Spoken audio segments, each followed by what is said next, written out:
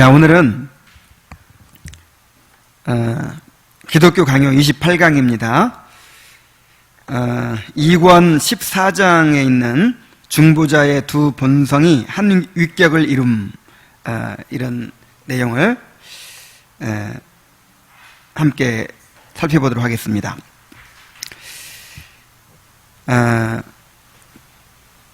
중보자의 두 본성은 신성과 인성을 가리키죠. 그 신성과 인성이 연합하여서 한 위격을 이루었다 하는 것입니다. 그래서 이것을 이제 위격적 연합이라 그러거든요. 자, 이 위격적 연합에 대해서 오늘 한번 잘 살펴보고 이해할 수 있기를 바랍니다. 자, 1절 신성과 인성의 연합. 성경은 예수님을 이야기할 때 신성과 인성을 분리하거나 신성과 인성을 혼합해서 말하지 않아요.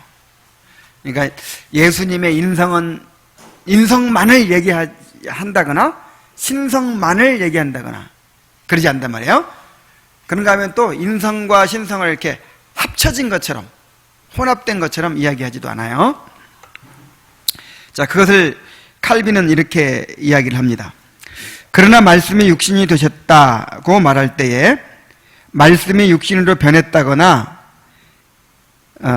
그게 말씀이 육신으로 변해버린 게 아니죠. 하나님이 인간으로 변해버린 건 아니죠. 하나님은 그대로 있는데 인성을 입으신 거죠. 육신과 뒤섞여 혼합되었다는 의미로 이해해서는 안 된다. 그러니까 인성과 신성이 이렇게 섞여버린 거 아니에요. 제3의 어떤 성이 된 거 아니에요. 오히려 이 말은 말씀이 동정녀의 몸을 자신이 거할 성전으로 선택하셨으므로 하나님의 아들이신 그가 사람의 아들이 되신 것이요, 이는 본질의 혼합으로 된 것이 아니고 위격의 통일로 된 일이라는 의미인 것이다. 신성과 인성이 혼합돼서 된 것이 아니고 위격의 통일로, 그러니까 한 위격으로 통일했다 이 말이에요. 신성과 인성이 한 위격 안에서 연합을 이루었다, 그런 뜻이죠.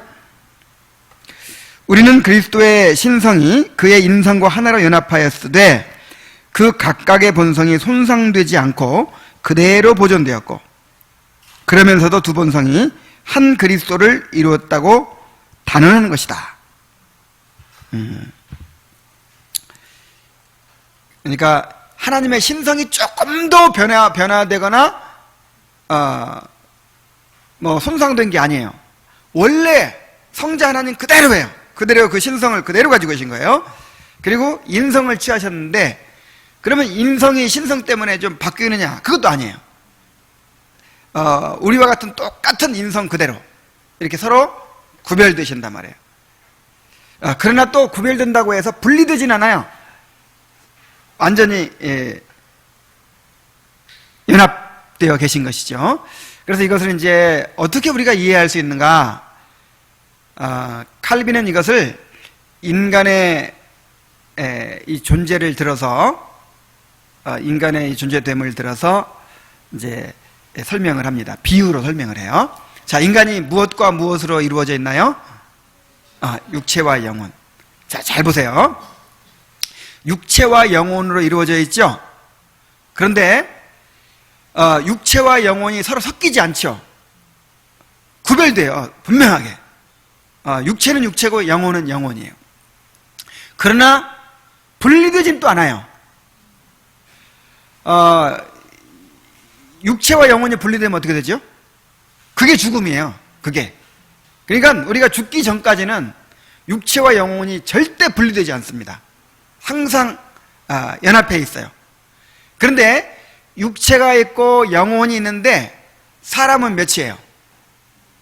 하나죠. 한 인격이죠.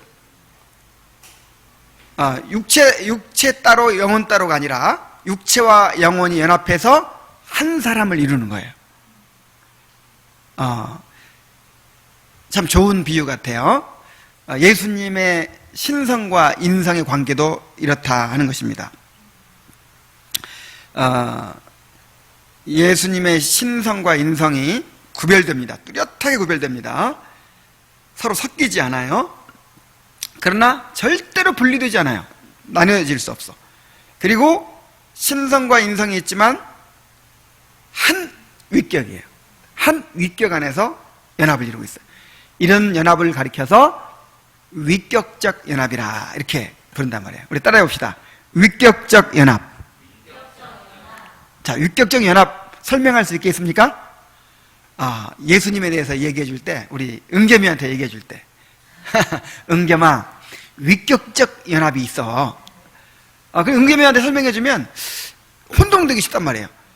그러면 예수님의 신성이 하나님이 인간과 이게 섞였구나. 그래서 하나님도 아니고 사람도 아닌 존재가 됐구나. 이렇게 오해할 수도 있고, 예수님 안에는 그 인간으로서의 존재가 하나 있고 하나님으로서의 존재가 따로 있구나. 이렇게 또 오해할 수도 있고. 그러니까 위격적 연합을 잘 가르쳐 줘야 돼. 위격적 연합. 자, 신성과 인성의 상호관계를 더 자세히 봅시다. 성경에서 예수님의 신성에 대하여 가리킨 구절들이 있죠. 아브라함이 나기 전에 내가 있느니라. 이게 신성이에요, 인성이에요? 신성이죠. 아브라함이 나기 전에 있었으니까. 그 다음에 모든 피조물보다 먼저 나신 자다. 자, 이것도 신성을 가리키는 거죠. 그 다음에 그가 만물보다 먼저 계시고 만물이 그 안에서 함께 섰다 그랬죠. 그 다음에 창세 전에 아버지와 함께 가진 영화로서, 이런 말씀이 있어요. 자, 이게 다 신성을 나타내는 표현이죠. 예수님의 신성을 나타내는 표현. 자, 그 다음에 예수님의 인성에 대하여 가리키는 구절들이 있습니다. 아버지의 종이라 그랬고, 예수님이 주의 종, 여호와의 종이죠. 그런데 원래 하나님은 동등하시잖아요. 근데 어떻게 종이 될 수 있나요? 인성을 입으신 예수님을 가리킨 거예요. 지혜와 키가 자라가며 하나님과 사람에게 더욱 사랑스러워 가시더라. 말할 것도 없이 인성이죠.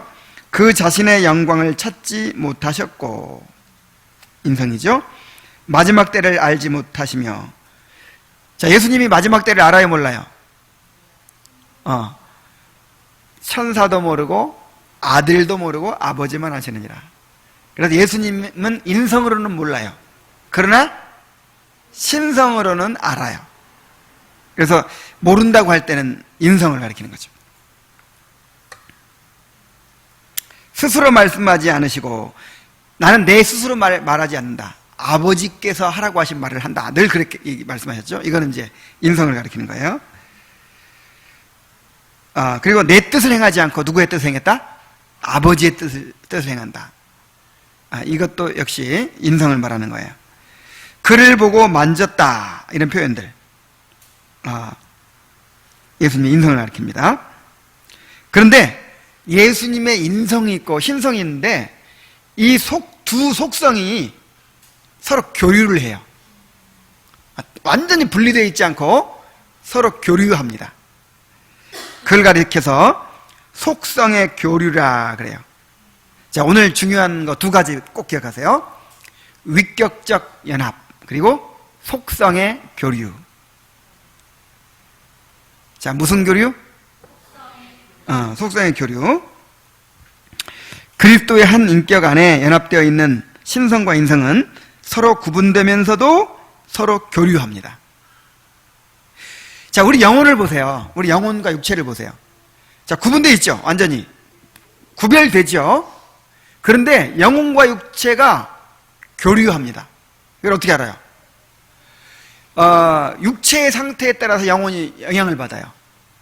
영혼의 상태에 따라서 육체가 영향을 받아요. 밀접하게 서로 이렇게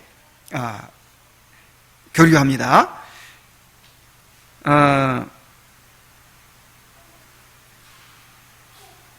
자, 그 성경 구절들 한번 보죠. 하나님이 자기 피로 교회를 사셨다. 자, 이거 보세요. 하나님이 자기 피가 어디 있어? 자, 하나님은 신성을 가리키는 거고 자기 피는 뭘 가리켜요? 인성을 가리키는 거잖아요. 근데 하나님이 자기 피로 교회를 사셨다 할 때 이게 지금 여기서 뭐가 일어나고 있어요? 속성의 교류. 그러니까 인성에서 일어난 일을 누가 한 일로 여기는 거예요, 지금? 신성으로 돌리고 있는 거예요. 영광의 주께서 십자가에 못 박히셨다. 이것도 역시 마찬가지죠. 어떻게 영광의 하나님이 십자가에 못 박힙니까? 근데 예수님의 그리스도의 인성이 못 박혔단 말이에요. 인성이 못 박힌 거를 예수님의 신성으로 돌리고 있어요. 신성이 한 일로 돌리고 있어요. 생명의 말씀에 관하여는, 여기까지는 신성입니다. 그런데 눈으로 본 바요 손으로 만진 바라, 이건 여기 인성이잖아요. 또 하늘에서 내려온 인자 외에는, 자, 하늘에서 내려왔으면 하나님이잖아요. 근데 인자, 사람의 아들, 인성이잖아요. 하늘에 올라간 자가 없느니라, 신성이잖아요. 그래서 인성에 속한 일이 신성에 속한 것으로 전이되고 있습니다. 서로 이렇게 이제 상호 교류가 되는 거예요. 그러나 두 속성의 교류는 위격 차원에서 이루어지는 것이지 두 속성이 직접 교류하는 것은 아닙니다. 자, 직접 교류한다는 게 뭐예요? 이 인성과 신성이 이렇게 직접 섞이는 걸 말하는 거거든요. 이렇게, 직접 교통하는 걸 말하는 거거든요. 이 루터파에서는 이렇게 주장을 해. 그래서 루터파에서는 저 성찬식 할 때도 무슨 설을 주장하죠? 공제설.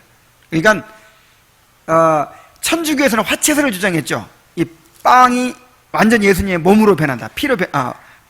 포도주는 피로 변하고. 그런데 루터파에서는 어떻게 주장하냐면 빵이 예수님의 육체로 변하는 건 아니지만 예수님의 인성이 여기 함께 계신다는 거예요. 자, 그게 왜 잘못된 말이죠? 신성은 편재할 수 있어요. 신성은, 하나님의 속성은 이제 편재, 전지전능, 영원성 뭐 이런 거잖아요. 그죠? 그러니까 하늘에도 계시고 여기도 계실 수 있는 그 편재성은 누구만 가지고 계신 거예요? 하나님만. 그러니까 신성만 이제 이 편재할 수 있는데, 그 예수님의 인성도 신성과 함께 여기 와 있다는 거예요. 그리고 이게 지금 이 속성의 교류를 말하는 건데, 직접적으로 교류를 한다 이거예요. 신성이 인성으로 가기도 하고 인성이 신성으로 침투하기도 하고 막 한다는 거예요. 그러나 예수님의 인성은요 절대로 편재할 수 없어요. 그래서 예수님께서 말씀하셨잖아요. 내가 이제 떠나가는 것이 유익이라. 그러면서 이제는 다시 나를 보지 못할 것이다 막 이러잖아요. 왜냐하면 인성은 편재하지 않기 때문에 이제 하늘로 가시면 이 땅에는 안 계시는 거예요.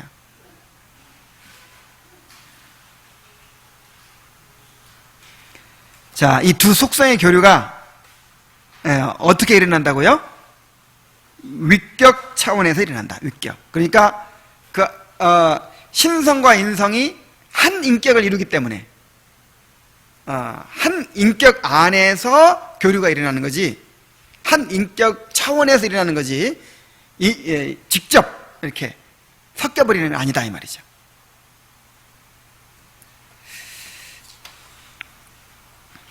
자, 중보자의 위격을 한번 봅시다. 중보자의 위격.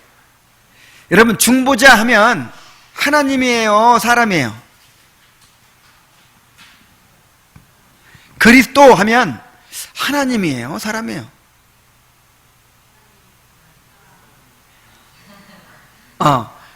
중보자 그리스도는 하나님이시면서 사람이신 그 존재를 가리키는 거예요. 자, 두 가지 본성을 포괄하는 구절들이 성경에 있습니다. 그는 아버지께로부터 죄를 사하는 권세를 받으셨고, 죄를 사하는 권세, 이게 신성이잖아요. 그죠? 근데 아버지께로 받았다. 이제 뭔가 이렇게 임명받은 거죠. 그래서 이건 이제 또 신성보다는 못한, 하나님 성부보다는 못한 어떤 그런 이제 존재인 것처럼 느껴지잖아요. 그 다음에 원하는 자를 다시 살리는 권세를 받으셨고, 그의 의와 거룩함과 구원을 베푸는 권세를 받으셨다. 자꾸만 뭔가 받으셨다. 아버지께로 받으셨다. 아버지께로 세움 받으시고, 받으시고, 보냄 받으시고, 막 자꾸 이렇게 나오죠. 아버지와 같이 그도 존귀를 받기 위하여 산자와 죽은 자의 심판자로 지명되셨다.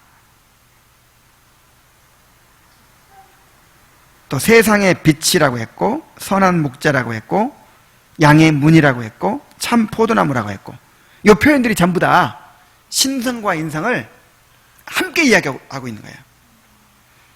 인간이면 세상의 빛이 될 수 없죠.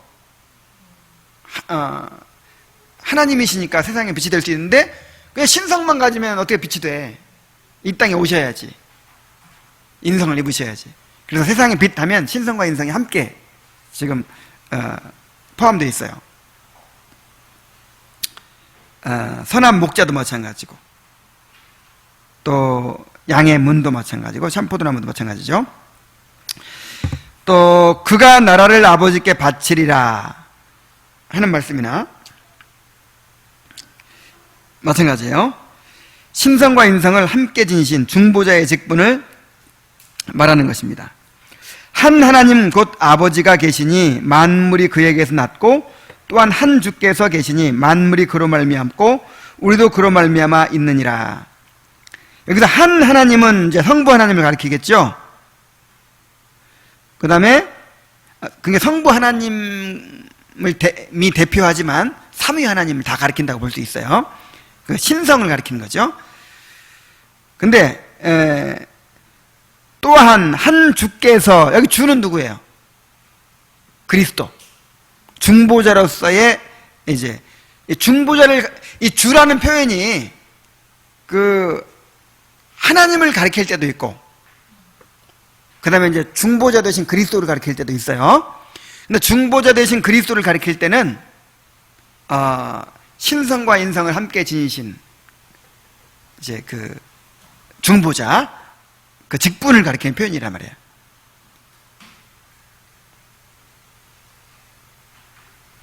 그래서 이런 중보자로서의 직분을 가리킬 때는 항상 하나님보다 좀 못하신 것처럼 이렇게 느껴지죠. 왜냐하면 하나님께 임명을 받고 권세를 받고 뭐 하나님께 나라를 바치고 막 이렇게 나오잖아요.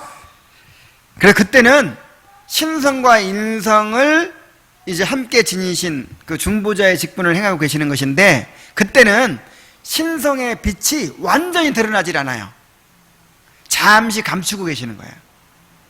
근데 이제 나중에 이 하나님 나라가 완성되고 구속이 완전히 완성되고 이제 하나님의 나라를 이제 하나님께 바칠 때, 그리고 나면 이제 더 이상 이제 감추시지 않아요. 이제 그 그리스도의 신성이 처음처럼 완전하게 드러나게 됩니다.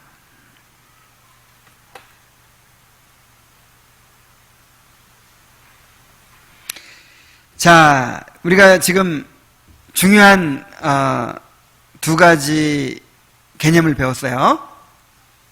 위격적 연합, 그리고 속성의 교류. 이거는 이제 이런 위격적 연합을 그리고 한 위격 안에서, 위격 차원에서의 이 속성의 교류, 이 원리를 이제 부정하고 이단적인 주장을 한 사람들이 있습니다. 자, 네스토리우스라는 사람 있었고, 유티케스라는 사람이 있고, 그 다음에 이제 칼빈 시대에 또 같이 활동했던 세르베투스라는 사람, 이 세 사람의 오류를 이야기를 합니다. 자, 4절 봅니다. 두 본성을 혼합하거나 분리해서는 안 됨. 자, 네스토리우스는 이제 5세기에 살았던 사람인데 예수님의 위격의 단일성을 부정했어요. 예수님의 한 몸 안에 신성과 인성의 두 인격이 존재한다. 그러니까 신성과 인성의 구별을 강조하다 보니까 신성과 인성의 구별만을 중요하게 여기고 강조하다 보니까 아예 그냥 두 인격을 만들어 버렸어. 예수님은 한 분이 아니라 하나님으로서의 한 인격이 있고 그 다음에 사람으로서의 한 인격이 있다. 이렇게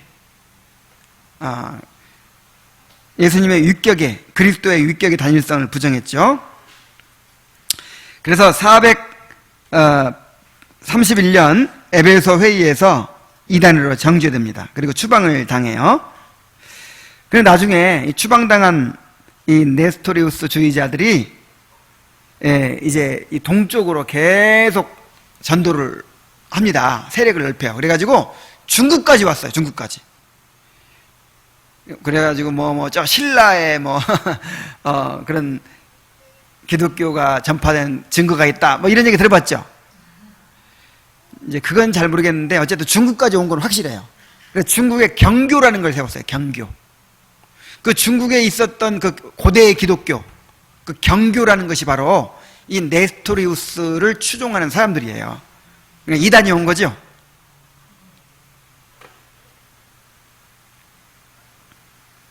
자, 네스토리우스가 뭘 주장했다고요? 예수님의 위격의 단일성을 부정하고 이제 위격을 주장했죠. 그러니까 본성을 분리시켜버린 거죠. 본성을 분리시켜도 이단이고 혼합시켜도 이단인데 네스토리우스는 분리시켰단 말이에요. 그 다음에 이제 유티케스라는 사람이 있어요. 유티케스. 이 사람도 5세기 사람인데 예수님의 신성과 인성의 구별을 부정하고 반성론을 주장했어요. 그러니까 예수님의 신성과 인성이 혼합되어 한 성품이 되었다. 이렇게 주장을 했습니다. 그러니까 이 사람은 이제 네스토리우스하고는 반대죠. 이 사람은 연합을 강조한 거예요. 연합. 신성과 인성이 연합해 있다. 이 따로 떨어져 있는 게 아니라 연합해 있는 거다. 이걸 강조하다 보니까 어떻게 됐어요? 서로 섞어버렸어. 그래가지고 하나님도 아니고 인간도 아닌 전혀 새로운 그런 본성을, 제3의 본성을 가지신 것이다. 이렇게 주장을 한 것이죠. 이 사람도 451년에 칼케돈 회의에서 이단으로 정죄가 됩니다. 그래서 그때 이제 만들어진 것이 칼케돈 신조예요. 자, 칼케돈 신조의 그 중요한 내용은 이 기독론을 정립한 것인데, 자, 그리스도의 한 인격이 두 본성으로 되어 있으며 그 두 본성은 첫째, 변화되지 않고 without change. 둘째, 혼합되지도 않으며 without confusion. 그 다음 세 번째, 분리되지도 않고 without separation. 네 번째, 나뉘지도 않는다 without division. 자, 우리 따라해 봅시다. 그리스도의 한 인격이 두 본성으로 되어 있으며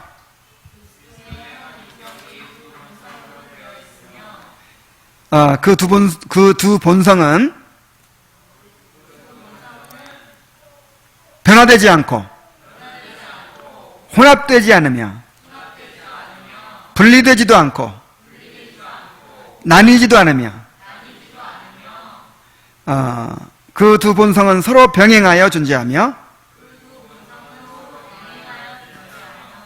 한 인격 속에서 하나를 이루고 있다.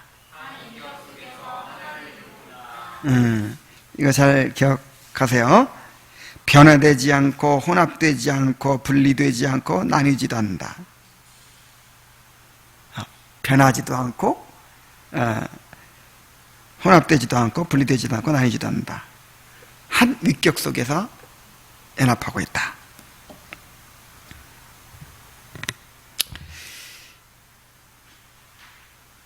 자, 그래서 이제 네스토리우스라든지 유티케스 이런 사람들의 그 이제 신성과 인성의 그 연합을 오해한 그런 사람들에 대해서 이제 칼케돈 신조를 통해서 명확하게 정립을 했죠. 자, 5절부터 8절까지는 이제 세르베투스의 그런 주장에 대한 반박입니다. 그리스도는 영원 전부터 하나님의 아들이시다 하는 내용이죠. 자, 세르베투스가 누구냐면 이 칼빈과 동시대의 사람인데 스페인의 의학자요 신학자였어요. 원래 의학자인데 또 이렇게 성경도 열심히 공부하고 신학도 공부해가지고 굉장한 지식을 이제 가졌는데, 자, 이 사람이 삼위일체를 부정을 합니다. 그래서 이 기존의 삼위일체로는 몸 하나에 머리가 셋 달린 그런 괴물, 하나님을 그런 괴물로 만드는 것이다 이렇게 막 주장을 했어요. 그래서 로마 가톨릭으로부터 정죄를 받았고, 이제 옛날에는 그렇게 주장하면 어떻게 되죠? 화형당하는 거예요. 그래서 도망 다녀야 되겠죠. 도망 다니다가 어디까지 왔냐면 칼빈이 사역하고 있는 제네바까지 왔어요. 칼빈이 오지 말라고 계속 편지로 이야기를 하고 그렇게 했는데 왔어요. 또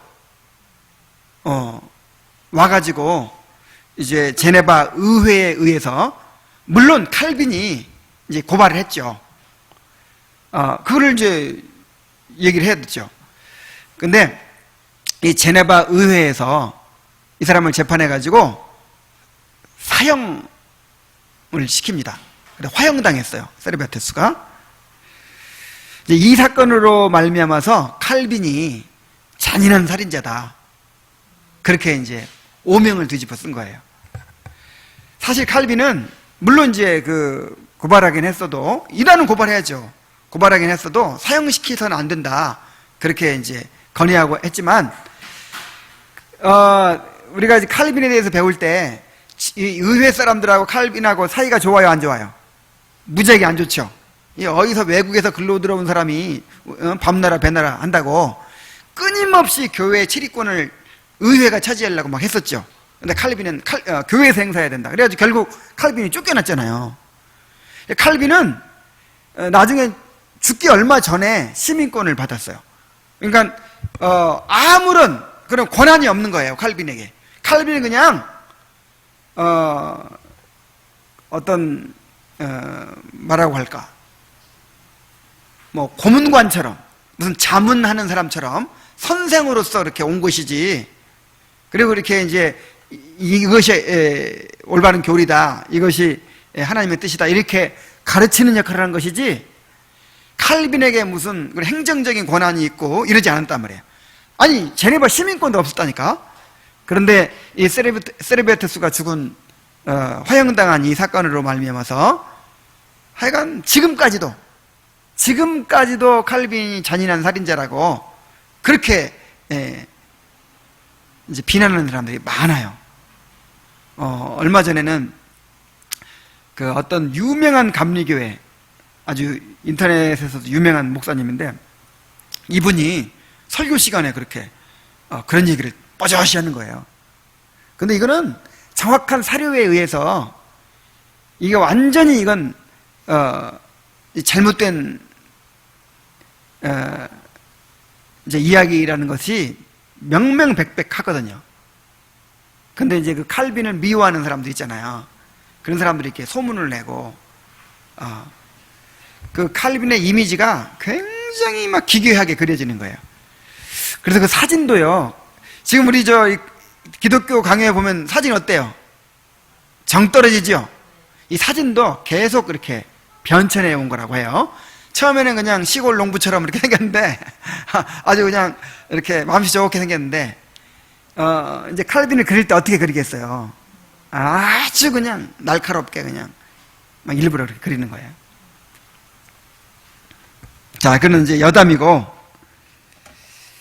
자, 세르베투스가 또 그리스도에 대해서도 어떻게 주장을 했냐면, 자, 말씀이 육신이 되어 라는 말씀을 근거로, 자, 뭐가 육신이 돼요?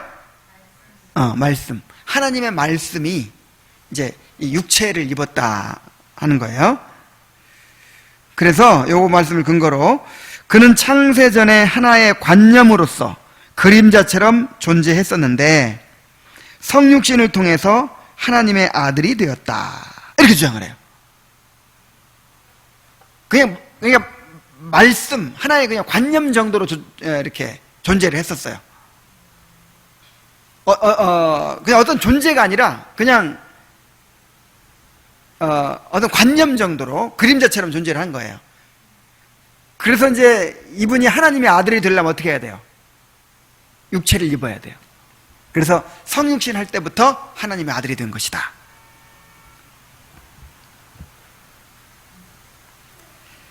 또한 그리스도의 육체가 하나님의 본질로부터 나와서 하나님으로 전환되었다. 이렇게 주장을 합니다. 그 육체가 하나님으로부터 나와가지고 이제 그 하나님으로 이렇게 승화된 거죠. 자, 여기에 대해서는 뭐 복잡하게 할 말이 필요 없죠. 칼빈은 이런 말을 뭐라 그래요? 개소리를, 개소리. 개 같은 자. 이 개 같은 자의 짓거리는 소리. 그래서 정말 진짜 이거 뭐 심한 말 같은데, 아니 그 신성 모독하는 게 개소리 아니에요? 이것도 많이 좀 순화시킨 표현이야. 그리스도는 만세전부터 하나님께로부터 나신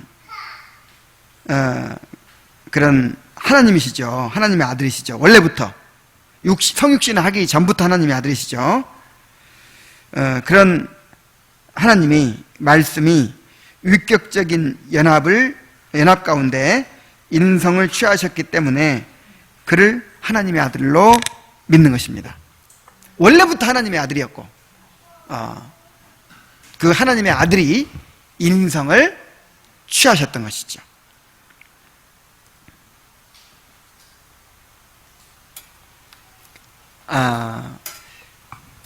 자, 오늘 중요한 내용, 위격적 연합. 위격적 연합이 뭐예요? 그리스도의 한 위격 안에서 신성과 인성이 연합되어 있다. 반대로 얘기해도 되죠, 뭐. 신성과 인성이 한 위격 안에서, 그리스도의 한 위격 안에서 연합되어 있다. 자, 속성의 교리는 뭐예요?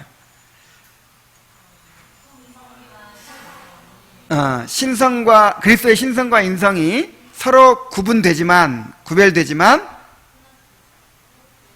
혼합되지 않고, 또 분리되지 않고, 서로 교류한다. 그 교류는 직접적인 교류가 아니라 위격 차원에서 교류다. 위격 차원에서. 자, 위격 차원에서 교류하고 직접 교류가 어떻게 다르죠?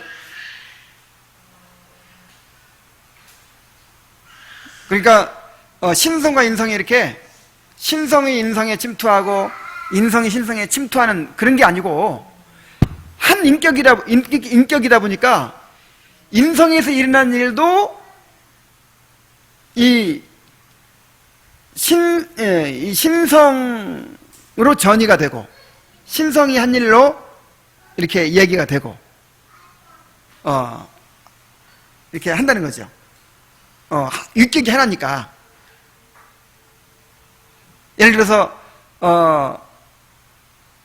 내 육체가 너무 병들어서 너무 육체가 병들어서 고통당하면서 아, 내 영혼이 곤고하다 그럴 수 있죠.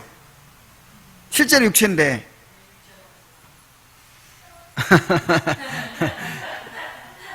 육체가 아프니까 영혼도 아프지. 그래서 내 영혼이 곤고하다 할 수 있죠. 바로 그런 얘기예요. 근데 이 한 인격이기 때문에 이렇게 말할 수 있다 이 말이에요. 한 인격이기 때문에. 한 인격 안에서 연합되어 있기 때문에. 자,